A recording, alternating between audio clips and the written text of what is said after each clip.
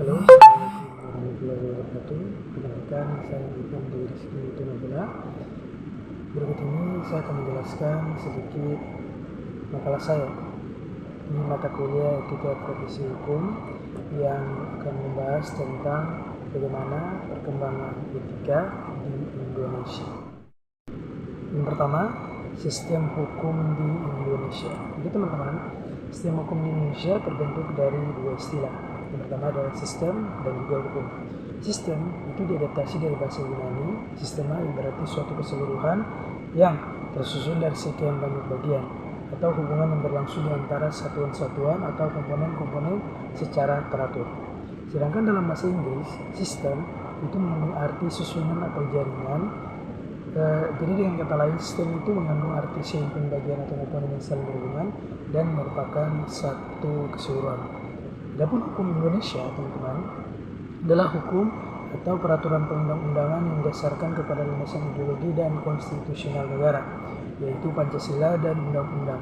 Sehubungan dengan itu, hukum Indonesia sebenarnya tidak lain adalah sistem hukum yang bersumber dari nilai-nilai budaya bangsa yang sudah lama ada dan berkembang. Jadi pada dasarnya, sistem hukum Indonesia yang tercatat dalam Undang-Undang Dasar 1945 dan juga Pancasila itu lahir dan berkembang dari inisiatif pemuda Indonesia yang mengambil nilai-nilai yang sudah berkembang lama di masyarakat kita sendiri. Perlu dijelaskan di sini bahwa pengertian seperti yang tadi disampaikan di atas mengenai perkembangan hukum dan sistem di Indonesia itu pada dasarnya tidak bisa dilepaskan dari konteks sejarah.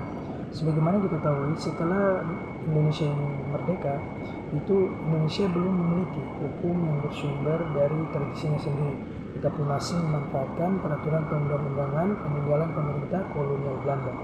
Kendati memang atas dasar pertimbangan politik dan nasionalisme peraturan perundang-undangan itu mengalami proses nasionalisasi seperti pergantian nama.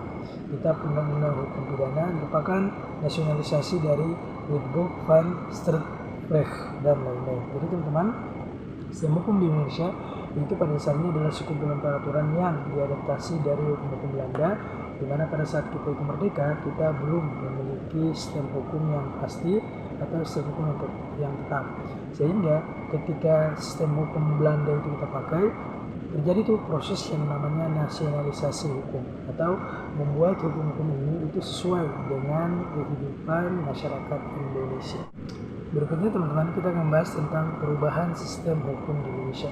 Setelah mengalami penjajahan oleh negara Belanda selama kurang lebih 350 tahun, di mana Indonesia saat itu masih ikut menggunakan sistem hukum yang berasal dari negara Belanda tersebut, yakni sistem hukum Eropa kontinental.